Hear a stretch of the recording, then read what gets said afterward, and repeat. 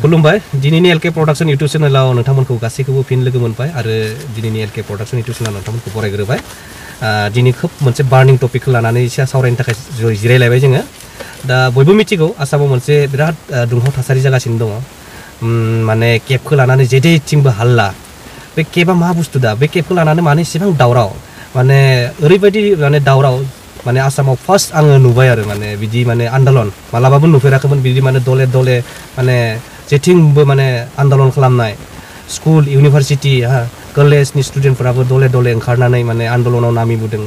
माने एसेबां दावराव जानायखौ जों नुगासिनो दङ दा बे केबा मा बुस्थु दा बे केबनि थाखायनो एसेबां दावराव जागासिनो आसामाव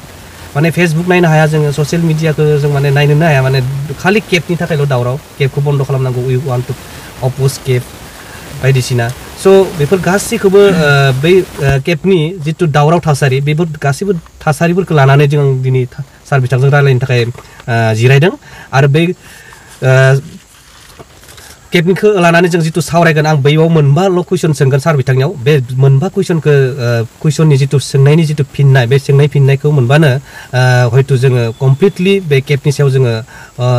नलेज मोनगोन बे केबा मा बुस्थु स' नोंथांमोनखौ आङो गिबियावनो बेखौनो खावलायग्रोदों जाहाथे भिडिअखौ नोंथांमोना स्किप खालामालासे जोबजासिम नायो गिबिनिफ्राय जोबजासिम नायो आरो जायफोरा माने स्किप खालामनानै नायगोन बिथांमोनखौ आं गिबियावनो खावलायदों बिथांमोना नायाबाबो जागोन ओंखायनो स्किप खालामना लाखिनो दा माने जोबजासिम भिडिअखौ नायनो थाखाय खावलायबाय जाहाथे जों भिडिअखौ बुजि मोनो आरो नङा होमबा केबा मा बुस्थु केबखौ लानानै आसामाव मानो थाखाय दावराव जादों स' जों भिडिअखौ जागायजेनसै दिनै बे केबखौ लानानै एसेबां गिदिर आसामाव दावराव जादों एसेबां गिदिर आन्दलन दा मेन आङो बेखौनो मिथिनो लुगैनो नाजाबाय जे आसलते केबा मा व्हाट इज केब मानो थाखाय बे केबखौ लानानै एसेबां दावराव जादों केबा मा बुस्थु बिनि सायाव नोंथाङा एसे एक्सप्लेनेसन केबनि डिफिनिसनखौ होनांगौ बिराद मोजां मोनसे टपिक बियो आङो रायलायनो सानबाय थादोंमोन दिनै रायलायनो मोनदों बे सुजुगावनो आङो केब हयथ' गोबाङानो मिथियाखै गोबाङानो मिथिदों गोबाङा नै भिडिअआ बैफोरनि थाखायल' जायफोरा केबनि सोमोन्दै मिथियाखै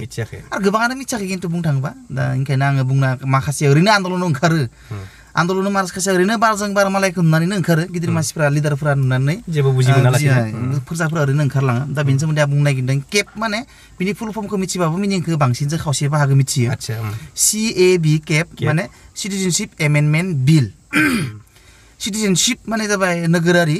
आरो एमेन्डमेन्ट सोदांनाय आरो बिल मानेथ' आयेन होनना बुंनाय जोङो दा माने नोगोरारि सोदांनाय आयेन नागरिकत्व संशोधनीय बिधेयक होनना बुङो हारसाफोरा सिटिजेनशिप एमेन्डमेन्ट बिल दा सिटिजेनशिप एमेन्डमेन्ट बिल माने थारमाने मोनफ्रोमबो कान्ट्रियावनो सिटिजेन मोननायनि नियम थायो सिटिजेन मोननाय आरो सिटिजेन खोमानाय जोंनि भारतावबो सिटिजेन मोननायनि मोनबा राहा दङ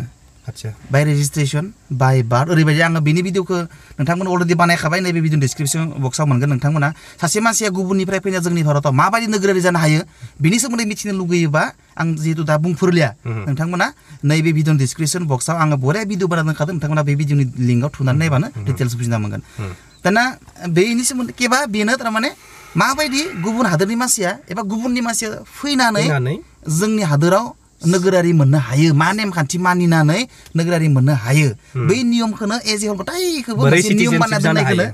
गासै नियम बानायना दोननायखौनो बेखौनो सिटिजेनशिप एमेन्डमेन्ट बिलाथ' बिल बे बिल माने नियम बानायनायखौ बुंदों आरो नियम बानायबाय आरो माने सिटिजेनशिप मोननायनि बिल आरो बेयो मोनसे सिटिजेनशिप मोननाय बुंनो थाखाय सहज बाथ्रा बुंनोबाथाय सिटिजेनशिप मोननायनि आयेन एबा आरो सहजै बुङोबा सिटिजेनशिप मोननायनि नेम बेनो केब आच्छा दा मिथिबाय केबा मा बुस्थु दा मेन खोथाया दा आसामाव बिराद दावराव जादों केबखौ लानानै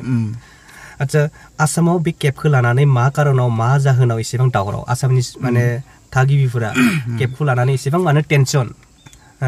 why there is conflict in Assam regarding केब आच्छा आसामाव बिराद दावराव बियो गुबुन हादरफोराव जायाखै दावराव केबाथ' अनलि आसामावल' नङा बियो अल इन्डियायावनो जादों बियो आरो अनलि आसामावल' एसेबां दावराव जाहोना मा दावराव जादों बियो जानाय कारना बेनो आसामाव असमनि जितु एसामिस पिपोलफ्रा बिराद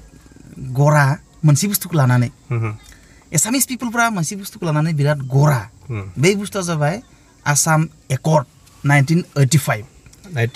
नि आसाम 1985 मायथाइनि आसाम एकर्डआ बिसोरनि बिख्लो बायदि साननालाय बेखौ मानोना आसुआ बिराद बेखौ मुभमेन्ट खालामनानै बे एकर्डखौ खालामदोंमोन मथा मथि 800 निबो बांसिन मानसिफ्रा बे आन्दलनखौ खालामनायाव थैदोंमोन आरो बे आन्दलन मथे तारमाने बे आन्दलननि प्रधान उद्देश्यआ गुबै खान्थिया गुबै गुबै थांखि एबा इस्युसफोरा जाबाय इस्युसफोरखौथ' बुंजोबनो हालिया आङो गुबैखौल' बुंनि गुबै मोनसे आं उद्देश्यखौ बुंनि बे उद्देश्यआ जाबाय भारतआव माने 1971 मायथाइनि उनाव 1971 मायथाइनि उनाव 1971 नि उनाव जाय बेलेग हादोरनि मानसिफोरा जोंनि हादोराव फैदोंमोन बै मानसिफोरखौ तारमाने नायगिरनानै बिसोरखौ माने भटार लिस्टनिफ्राय माने बिसोरनि नामखौ दानना होनांगौ आरो बै मानसिफोरखौ गावसोरनि जायगा माने होख्रांजोबनानै हरनांगौ होननानै बिसोर बिराद नारानाथा जुद्ध नांनानै एकरखौ मासैनि माने जिउ गारलायनानै बानायदोंमोन बे एकरखौ दाना नै गोदान केपखौ लाबोबाथाय बिसोरनि आसाम एकरखौ तारमाने भायलेट खालामनाय जायो माने आसाम एकर्डआ माने ओंथि गैयै जायो आरो आसाम एकरखौ ओंथि गैयै जाबाथाय बिसोरो बिराद उपमान नांगोन ना बे आन्दलनखौ बे एकर खालामनो थाखाय बिसोरो 800निबो बांसिन मानसि थैदोंमोन ना तारमाने आसाम आन्दलना मोनसे बै मोनसे माबाखौ लानानै आन्दलन खालामदोंमोन जायखौ बांलादेशी होखारनांगौ इनफिल्ट्रेशन होनना बुङो इंराजियाव बांलादेशी साक्सेस जागोन जायाखै बिसोरो दा बिसोरो खिन्थु बिराद नारानाथा 800 गाहाम मानसि थैनानै एकरखौ खालामबाय हय खालामदो कागजे खिन्थु बिसोरो बै 1971 निफ्राय दिनैलासे सासेबो हयतो बांलादेशी नायगिरदोबाबो खासे नायगिरना मोनदो ओरैनो खुगाजों फिजिकेलि आयेन भाबै रावखौबो नायगिरनानै आयेन भाबै होखार हरनाय दिनैलासे माने जोङो नुनो मोनाखै माने सासेबो दिनैलासे बांलादेशी होखार हरनो हायाखै बांलादेशीखौ दासिमबो जोङो लिगेलि होखारनाय सोरबा हयतो इलिगेलि होखारना हरदोंबो जानो हानाय जोङो कागजे लिगेलि जों रावखौबो होख्रांना हरनाय दिनै दोङालासे नुवाखै तारमाने आच्छा बे आसाम आन्दलनाव जितु बांलादेशी होखारनायनिखौ लानानै उद्देश्यखौ लानानै बिथांमोना आन्दलन खालामदोंमोन दा बे समावथ' बिसोरबो साक्सेस जायाखै जेनेबा बांलादेशी सासेबो जादोंबाबो जायाखै खिन्थु सरकारजोंल'सो बिसोरो माने एग्रिमेन्ट जादों बिथांमोननि आन्दलननि जितु उद्देश्यफोरखौ माने मानिना लागोन होननानै जितु बिथांमोना सरकारजों माने एग्रिमेन्ट जादोंमोन खिन्थु प्रेक्टिकेलि बिसोरो जितु माबाखौ लानानै आन्दलन खालामदोंमोन बियो दासिमबो फुलफिल जायाखै दासिमबो बांलादेशी आसामाव दङ दासिमबो हिन्दु बाङालि नङा होमबा दासिमबो मारवाली आसाम एकर जानायनि उनावबो फैगासिनो आरो फैनायाथ' होना हरनायाथ' बाद आरो फैनायानो फैबाय थादों एकर ओरैनो जादों खिन्थु एकर जानायनि उनावबो माखासेफ्रा फैबावबाय थादों आच्छा होमबा बेयाव आन्दलन खालामनानै जेनेबा बांलादेशी होखारनायखौ जुदि साक्सेसआनो जायाखैबा बै समावनो नङा होमबा आरो दिनैयाव लासै केपखौ लानानै हाल्ला आरो बेनो जे जितु केपखौ लानानै हाल्ला जानाय कारना मा होनदोंमोन नोंथाङा जे बै समाव जितु आसाम आन्दलननि जितु उद्देश्य लानानै आन्दलन खालामदोंमोन बै उद्देश्यआ नै केपखौ पास खालामोबाथाय माने ओंथि गैयै जायो ओंथि गोनां जायो तारमाने बिसोर अपमान मोनो आरो आच्छा माने बिसोरो आसामखौनो धंख खालामनाय बायदि मोनो आरो मानो होनबा इसोरनि मथेबा 71 नि उनाव फैनायानो बांलादेशी आखा होनानै बिसोरखौ होखारना हरनांगौ खिन्थु 2016 आरो 2019 नि जितु केपनि नियम सिटिजेनशिप नोगोरारि मोननायनि नेमखान्थि बे सिटिजेनशिप बिल बे बिला तारमाने 2014 नि 31 डिसेम्बरनि सिगांथिं फैनायफोरखौनो तारमाने भारतनि नागरिक असमनि नागरिक खालामना लाजोबनांगौ आरो बे आयेननि मथेबा दा होमबा बिसोरनि मथेबा 71 नै 2019 सिटिजेनशिप बिलनि मथेबा 2014 आच्छा होमबा बेसां डिफारेन्स 71 निफ्राय खमायना होबाय 5 बोसोरल' खालामना होबाय बिसोरनि खमाय बहुत बोसोर खिन्थु दा 5 जायफोरा तारमाने नै आसामाव थाफैनाया 5 बोसोर जाबाय तारमाने जायफोरा 2014 नि 31 डिसेम्बरा बेस माबाथ' काट अफ इयार 2014 नि 31 डिसेम्बरा काट अफ इयार होमबा जाय मानसिया 2014 नि 30 तारिखआवबो फैदो बांलादेशनिफ्राय इलिगेलिबाबो खारखामाना फैदो बै मानसिखौबो दा भारत सरकारा तारमाने नागरिकत्व होनो नामायदो आरो दा बिदि होननायबाथाय दिनैसिमावबो जायफोरा हाबफायदो 5 बोसोरनि सिगाङाव 5 बोसोरनि बैसोर मानसिखौबो आसामनि नागरिकत्व 5 बोसोरनि उनखिना जेनेबा 14 नि उनथिं आरो बेयो केपनि जोहैनो होगोन ना आसामाव मोनसे दावराव थांखांलायबाय एनआरसिखौ लानानै बे एनआरसिया मा जागोन होनबा दा एनआरसियाथ' साक्सेस जादिया कोटि थाखा खरस जाबाय एनआरसिनि नामाव कोटि थाखा खरस जाबाय बरबाद खालामबाय बेनि उद्देश्यआ मामोन एनआरसिनि उद्देश्यआ बेनो तारमाने आसलाव एक्चुअली आसाम उद्देश्यनिनो आसाम एकर्डनिनो मोनफा खामानि रखम जायो बियो आसामाव एनआरसि जादोंमोन नालाय जोंनियाव दा बुस्थुआ बियो जिहेतु एनआरसिनि गेजेरजों बिराद कोटि खरस खालामनायनि उनावबो एनआरसियाव बेसेबांबा लाख जन मानसि 40 लाख जन मानसिया तारमाने एनआरसि लिस्टआव हाबजाया तारमाने बांलादेशी दा होमबा 40 लाख मानसिखौ नों मारखौ बोखारनो भारत सरकाराथ' होखारनो हाया 40 लाख मानसिनोथ' भट मोनना दंबाय थायो भारत सरकारा बिजेपिया दा नों 40 लाख मानसिखौ एनआरसियाव मारखौ सोगोन दा होमबा जों हारि खामनि जोङो citizenshipनि जिथु नियम दङ ना नेमखौ सोलायनाय माने एमएमए खालामनाय जोङो citizenship मोननाय नियमखौ जों सोलायना होनि सोलायनानै सहस खालामनानै होनि आरो सहस खालामनानै होयोबाथाय बै 40 लाखनिफ्राय मेक्सिमाम मानसिफोरा थारमाने भटार लिस्टआव हाबजोबगोन आरो अदना जोङो बांसिन केपनि हेफाजाबजों बांसिन मानसिफोरा थारमाने एनआरसिआव हाबनो हागोन आरो दा हाबनो हागोनबा जों माखासे बाहायल' मानसिखौ जोङो बांलादेशि मोनसिगोन आरो बाहायल' मानसिखौ जोङो होखारना हरनाया सहज जागोन बा जों डिटेनसन केमाव दोनबाय बाहायल'जों जेबो फेक्टर जानाय नङा फेक्टर जानाय पलिटिकल फेक्टर जानाया बियो दा आसल टारगेटआ एक्चुअली बे आरो एक्चुअली होमबा दा एनआरसि आरो केप मोननैबो सेम टाइपआनो बुस्थुआ मोनसे खावरिनि मोननै बिखुं बियो एनआरसि आरो केपआ एनआरसि आरो केपआ होमबा एनआरसिनि जोहै जोङो बांलादेशिखौ सिनायनो हायोमोन बियो माने खसा बेखौ जोंबो मानिदों खिन्थु केपनि जोहै इलिगेल बांलादेशिखौ बोरै सिनायनो केपनि जोहै केपआ एक्चुअली बांलादेशि बांलादेशि मार बियो जे बांलादेशि बियो उमुक सननिफ्राय उमुक सनाव फैदों जिथु टार्म्स होना दोनदों इयारनि बे टार्म्सनि मथे बेयाव बे आसामाव हाबफैनायफोरखौ जोङो माने सिटिजेनशिप होआ गतिके जों केपनि जोहै बेयाव बोरै नोङो माने इलिगेल बांलादेशिफोरखौ बोरै नोङो सिनाक्तिकरन खालामनो जेनेबा बोरै सिनायनो केपआ बियो बांलादेशि सिनायनाय आयेनानो नंखाया बियो आच्छा बियो जाबाय बांलादेशि मानसिखौ नोगोरारि खालामनायसो नियमखा खिन्थु नियमखौ जोङो कारा खालामोबाथाय नियमखौ डिफिकाल्ट खालामोबाथाय खम मानसिफोरा हाबनो हायो नोगोरारि हिसाबै खिन्थु जोङो नियमखौ जों गोरलै खालामना होयोबा जानला मोनला मानसिफोरा फैनानै 5 बोसोर थाबानो आङो भारताव थांनोलै होननानै 5 बोसोर खामानि मावफैबानो मावफैनानै 5 बोसोर थाबानो बियो एप्लाइ खालामनो खिन्थु नोगोरारि खालामनाया एप्लाइ खालामग्रोनांगौ फार्स्टआव हमना ला 2019 नि सिटिजेनशिप एमेन्डमेन्ट बिल मथेबा जायफोरा नैयाव 5 बोसोर थाफायबाय 2014 नि 30 खालि फैदोंमोन बिनो आं 5 बोसोर थाबाय र' एप्लाइ खालामनो हासिगोन दानि बर्तमान केपनि दा जिथु केपनि आयेन लाबोनाय बे आयेन मथेबा जायफोरा आमेरिकानिफ्राय फैनानै जोंनियाव 5 बोसोर थाबायबाबो आंना 5 बोसोर I have completed 5 years so now I am able to apply for the citizenship in India आं दा इन्डियाव सिटिजेनशिप एप्लाइ खालामनो हासिगोन नागरिकत्व आं मोननो हासिगोन आसामाव इन्डियायाव होननानै एप्लाइ खालामनो हायो आरो खिन्थु बै सिगांनि मथेबा खिन्थु 14 बोसोर थानांगौमोन 14 बोसोर तामसा बारामोन दा कमेन्टआसो दाना एकदम कमेन्टआनो 6 years नङा 2016 6 year मोन ना 2019 आव खिन्थु 5 years लसो 5 years जायो 2014 निफ्राय डिसेम्बर 14 डिसेम्बरनिफ्रायसो 15 निफ्राय 15 16 17 18 19 5 बोसोर लसो होमबा 5 बोसोर थाबानो सिटिजेनशिप जाबाय भारतनि सिटिजेन जानाय खिन्थु 2016 नियाबो बाहाय माबा बोसोरमोन 1 बोसोर बारामोन 6 बोसोर मोन एसे 6 बोसोर आरो 2019 आव 5 बोसोरल' खालामना होबाय आरो गुरिनिफ्राय गुरि खालामना होबाय थाबाय आसामाव बांलादेशि माने भर्ति जानाया साभाबिक माने पसिबिलिटि दंबो केपनि थाखाय बहुत जुदि केपनि रुलखौ बाय गोरलै खालामना होयोबाथाय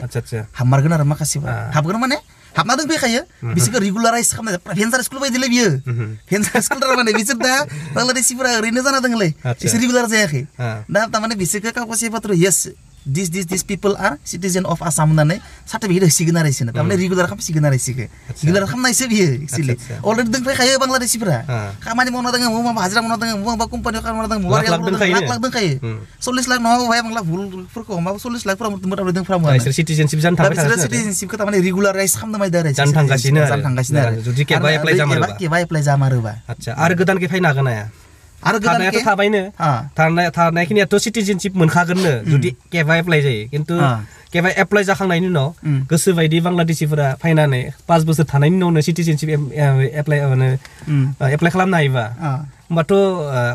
एभ्रि 5 yearsनि मुरे मानसिया बारायगासिनो थागोन बांलादेशि खिन्थु बेयाव मोनसे टार्म्स दङ जानला मानला फायबानोबो जाया बेयाव मोनबा धोरोमनि 6टा धोरोमनि मानसिफोरखौ लाखिनाय जायो जेरै 6टा धोरोमनि आरो मोनथाम कान्ट्रिनि मानसिखौ लाखियो जों आफगानिस्तान पाकिस्तान आरो बांलादेश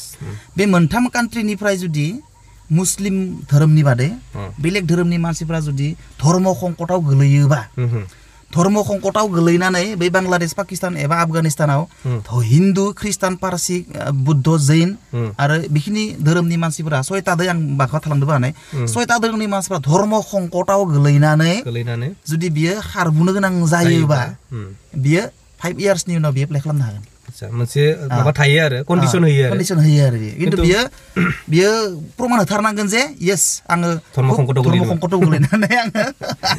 खारबुनो गोनां जादों बिनि प्रमाण होनांगोन बे बहुत माबा माबि प्रमाण होनांगोन बियो आरो मा दङ धर्मनि बादै आरो मा दङ धर्मनि बादै एको गैया बिनो सब कान्ट्रियावनो नोङो सिटिजेनशिप मोननो हायो जोंनिबो आमेरिका थांनानै सिटिजेनशिप मोननाय मानसि दङ प्रभाइड खालामनो हायो खारन सिटिजेनशिप मोननायनि नियमानो मोनबाखा भिडिअनि डिसक्रिपसनाव लिंक दं बे लिंकआव नायनानै लाजागोन सिटिजेन माबोरै जानाय जों थांनानै आमेरिकान सिटिजेन जाहैनो हायो खिन्थु बिनि टार्म्स एन्ड कन्डिशनखौ जों फुलफिल खालामनांगोन आरो दा जोंनिबो बिदि दा खालामफैनांगोन आरो बलिउडनि अभिनेता जेनेबा अक्षय कुमार बे कानाडानि मोननै सिटिजेनशिप दङ ना बियो मोननै सिटिजेनशिप दङ जानानै जोंनि बियो ओसिआइ कार्ड लानानै ओसिआइ माने जाबाय overseas card of India overseas card of India जायफोरनाव दोङो बिसोरो इन्डियानि माने सिटिजेनशिपा जि राइट्स मोनो बे राइट्सफोरखौ एन्जय खालामनो हायो थारमाने अरिजिनेलि इन्डियान सिटिजेनशिप खिन्थु बियो कानाडानिबो सिटिजेनशिप एप्लाइ खालामना लादो बियो अरिजिनेलि हयतो कानाडा थारमाने ओजाबो थांनानै भट होनो हायो बिदि आरो माबाफोर टार्म्स दं नामा मिथिया खिन्थु सरासर बिनो बे मोननैबो कान्ट्रिनि सिटिजेनशिप आच्छा नोंथाङा केबखौ बेसेबां इलिगेल होनना सानना लायो लिगेल ना इलिगेल आसामनि थाखाय बियो केबा एक्चुअली बे बुस्थुआ आगोलावनो खालामना नांगौदो बेसेबां लिगेल बियो दायोथ' ना लिगेल होननाय बुस्थुखौ गैया जायखौ सरकारा एक्सेप्ट खालामो बेनो लिगेल केबखौ एप्लाइ खालामनायखौ नोंथाङा समर्थन खालामो ना खामा बेसो दा एक्चुअली आंनि मथेबोथ' खामा खारन आंबो लुगैया आसामाव इमान बांलादेशि भर्ति जानायखौ आंबो लुगैया बांलादेशि फ्रि काउन्ट्रि जानाय स्टेट जानायखौ आंबो लुगैयो नोंथाङा नोंथांनि मथेबा मा रखम एक्चुअली आंबो खुब फुल माबा लिरो माने गोसो गोरबोजों बिखौ माबानो हाया एक्सेप्ट खालामनो हाया मानो होननानै बुङोबा बांलादेशि बुस्थुफोरा जोंनियाव बुटफायनानै दंमोन आरो जों जुदि बे नियमखौ गोरा खालामाराबा आसाम एकरनि रखम खालामनांगौ होनना बुङाखै खिन्थु खालामबाबो बाय डिफिकाल्टानो जायो खिन्थु बिसोरनि मथेबाबो आरो नोंसोर बे मा नारानाथा आन्दलन नांदोंमोन नालाय बेखौ आंबो फंसेनो बुंनो थांबाथाय आंबो बेखौनो आंबो सापर्ट खालामनो हाया मानो होनबाथाय बांलादेशि जिथु दोङो बिसोरनि थाखायनो बहुत जोंनि जुग्राफिकेल माने एरिया लकेसन जोंनि पलिटिकेल सिनारियाव जोंनि इकनमिक माने सिचुवेसन बे बुस्थुफोरा गाज्रि जालांदों जागोन मानो होनबा मानसि पपुलेसन बारायबाथाय नोङो जिखुनु प्रब्लेम जायो बारहावानि प्रब्लेम जागोन मिथिंगानि प्रब्लेम जागोन रांखान्थिनि प्रब्लेम जागोन पलिटिकेलनि प्रब्लेम जागोन जायखिजाया प्रब्लेम जायो दा आंबो बेखौनो बिनि थाखायनो आंबो थारमाने बांलादेशिफोरा दे इउ जाफायबाय थानांगौ बेखौ आंबो सापर्ट खालामा माने केबखौ अपोज खालामो आंबो केबखौ अपोज खालामो आच्छा जोबथारनायाव मोनसे सोंनि दा आसामाव ओरैबायदि माने केबखौ लानानै हाल्ला जामारदों ओरैबायदि माने अपोज खालामदों रियेलि हार्डनिफ्राय आसामाव मानसिफोरा दले दले ओंखारनानै आन्दलन खालामगासिनो इसेबां आन्दलन जागासिनो इसेबां अपोज खालामगासिनो खिन्थु सरकारा खेरायबासिनो केबखौ माने केबनि बिलखौ माने पास खालामनो थांगासिनो दं जे मानो सरकारा बेनि सायाव मानो गुरुत्व होआखै कारना मा बियो सिदा मोनसेल' एक्चुअली बियो पलिटिकेल लाबालाबनि थाखायनोखा बियो मानो होनबा नोङो मोनसे समाव आसामनि चिफ मिनिस्टार सर्बानन्द सन'वाल मोनाबो आसुनि जानानैनो बे आसाम एकर्ड खालामनाय आसाम आन्दलनफोराव थानाय हेमन्त मुनाबो बे आसाम आन्दलनावनो थानानै हयथ' इनडाइरेक्टलिबाबो आं इनि हिस्ट्रिखौ फरायाखै थागोन बिसोरबो आरो आसुनि मानसि बिसोरबो बे समायाव आसुआनो आन्दलनखौ लिड खालामदोंमोन नालाय बियो एक्चुअली दा ओंखायनो आं हेमन्त रकम मानसियानो सर्बानन्द सन'वाल मोन बायदियानो बिराद नारानाथा रायजोनि हेंथायै खालामबाय थादों दा बे हिसाबै थारमाने बे एक्चुअली पलिटिकेल मोनसेल' कारन आरो बियो पलिटिकेल लाबा-लाबखा मानो होनना बुंबा 40 लाख एनआरसिआव नाम गोलैयै मानसिफोरखौ नोङो डाइरेक्ट बेंगलि मानसिफोरा बांसिन बेंगलि मानसिफोर दङ खायसे खानै भुलरबो बेलेग मानसि थानो हानाय खिन्थु मेक्सिमाम बेंगलि मानसिफोर दङ आरो बांलादेशिफोराबो बेयावनो दङ गैया नङा दङ बेयावबो थागोन खिन्थु दा बै बांलादेशि आरो बेंगलि मानसिफोरा खिन्थु बिजेपि सरकारनि मानसि बिसोरो बिजेपिनि माने कनफार्म बिसोरो भट होबाय थाग्रा मानसि मेक्सिमामानो दा नोङो 40 लाख बिजेपिनिनो माने खुबकांखि बिसोर सापर्टार बिजेपिनि भट होग्रा मानसिफोर मेक्सिमाम बेंगलि मानसि बा बिजोंसो दा बेनिखायनो बे 40 लाख मानसि गथा साननानै नायोबा 40 लाखा मोनसे फेक्टर नंगौ ना पलिटिकेलनि थाखाय बे 40 लाख मानसिखौ थल' नों होखारना हरोबाथाय नों सानना लानो हाखायो नों 40 लाख भटानो कमायखाबाय फैगोन इलेक्सनफोराव होमबा खिन्थु बे 40 लाखनि थाखाय खामानि मावनो ना आसामनि थागिबिफोरनि थाखाय खामानि मावनो एक्चुअली बेनिखायनो बे एक्चुअली सरकारा पलिटिकेल सरकारा जेब्ला माने सरकारनि मावनाय दांनायफोरा पलिटिकेलाइज जायो नङा ना तारमाने एक्चुअली रियेल फेक्टफोरा ओरैबाबो नस्थ' जालांखायो ओंखायनो डार्टि पलिटिक्स होननाय बुस्थुआ हामा बे समाजनि हामा खालामो स्टेटनि रायजोनि हामा खालामो बियो दा नैबेबो इमान बुंबाबो केब होननाय बुस्थुआ एक्चुअली बियो रायजोनि खहा जामारो बे आसामनि बियो खहा जामारो इनफेक्ट बियो खहा जामारो बे बुस्थुखौ सरकारा गावनि पलिटिकेल लाबा बिदिनो बर'नि बेलायावबो जायो बिदिनो बर'आवबो नोङो हाग्रामा दाइरेक्ट बुंनाय जोङो हाग्रामाया बड'लेण्ड नाङा मा नाङा खिन्थु इनफेक्ट बिनि बड'लेण्ड नांगौ खिन्थु बुंनो थाङोबा हाग्रामानो बड'लेण्ड नाङा नङा बिश्वजित दैमारु सारमोननोबो बड'लेण्ड नाङा नङा इनफेक्ट गोरबोआव बिसोरनो बड'लेण्ड नांगौ खिन्थु बिसोरो पलिटिकेल लाभालानि थाखाय बड'लेण्ड नाङा होनना बुङो एखे बुस्थु इफोर आरो पलिटिकेल लाभालानि थाखाय बड'लेण्ड नाङा आरो 6 जनगोष्ठीनि एसटी होनांगौ होनना बुङो खिन्थु बिश्वजित दैमारियाबो मिथिगौ हाग्रामाया मिथिगौ बिपिएफनि रायजोफोरा मिथिगौ जे 6 जनगोष्ठीनो होबाथाय लस जामारो खिन्थु होबाथाय लाब जामारो पलिटिकेलि बिसोरहा खिन्थु होबाथाय रायजो राजाफ्रा लस जामारो बिखौ मिथिया नङा मिथिगौ खिन्थु जुक्ति बानायफ्लाय जुक्तिखौथ' आंबो बानायनो बयबो बानायनो हायो हेमन्तआ दा मालाय जेन गोरा गोरा जुक्ति होदो सबनो थायो जुक्तिया नंगौबो जुक्ति थायो जाय जुक्ति होनो रोंगौ बिनो जोंबो होनो हायो होननानै होना दोननो हायो दा बेबायदि आरो खोथा दा बेनिखायनो इयो बुस्थुआ बियो जानाङा केबा आरो पलिटिकेल जिथु नाजानाया बे मोनसेल' कारनाव बियो गावसोरनि पलिटिकेल लाभखौ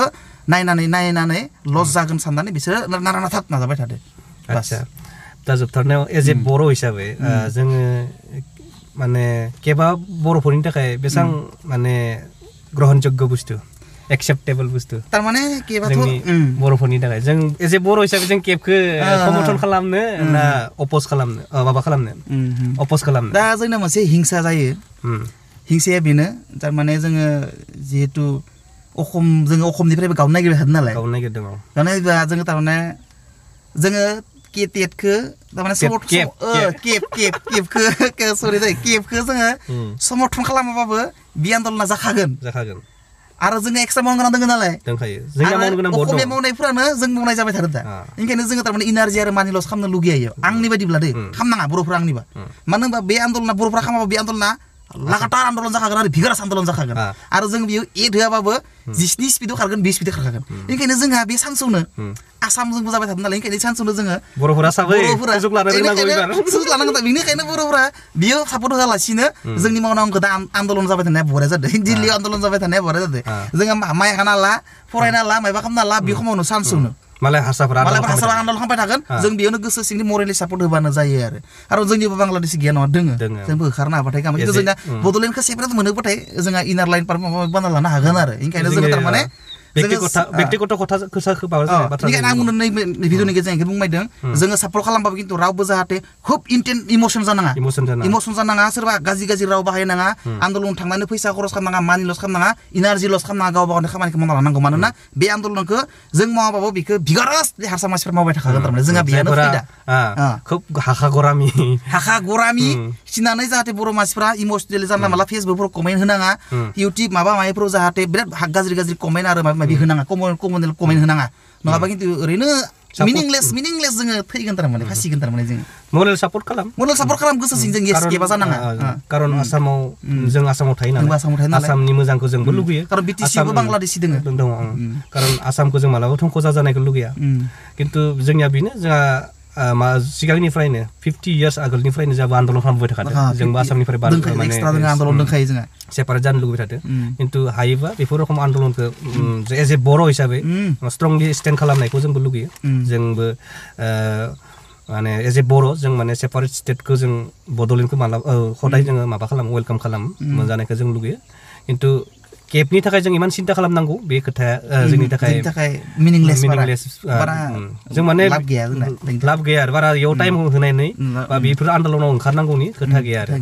स' जोबथारनायाव आं बेखिनिखौनो बुंनानै जोंनि भिडिअखौ फोजोबनो थाखाय लामायाव लाबाय जायफोरा भिडिअखौ जोबजासिम नायबाय बिथांमोनखौ जोबथारनायाव साबायखर बावनानै दिनैनि भिडिअखौ एसेयावनो फोजोबनाय जाबाय गोजोन्थों नायनायनि थाखाय आरो जय बर' हारिनि लास्टआव मोनसे बाथ्रा जाहाथे भिडिअखौ बयनोबो शेयार खालामो गोबां मानसि केबनि सोमोन्दै मिथिदों बिथांमोननो जाहाथे शेयार खालामनानै बे जिथु जोंनि रायजोनिनो दुंहाव थासारि सोलिबाय थानाय थासारिनि सोमोन्दै बयबो गियान मोनो बुजिना मोनो बेनि थाखाय गासैनिबो शेयार खालामनो थाखाय आं खावलायबाय लाइक खालामनो थाखाय खावलायबाय मोजां जायो माबाफोर भुल जादोंबा गोरोन्थि जादोंबा कमेन्टनि थाखाय आं खावलायबाय बेखिनिखौ बुंनानै आङो बिदाय लाबाय आरो जोबथारनायाव मोनसे भिडिअखौ मोजां मोनदोंब्ला अन्नानै शेयार खालामदो आरो साबस्क्राइब खालामिफोरा साबस्क्राइब खालामनानै लादों आरो लोगोसे खाथियाव थानाय जितु बेल आइकन बे बेल आइकनखौबो थुनो थाखाय दाबावदो बेखिनिखौनो बुंनानै दिनैनि भिडिअखौ एसेयावनो फोजोबबाय गोजोन्थों जय बर' हारिनि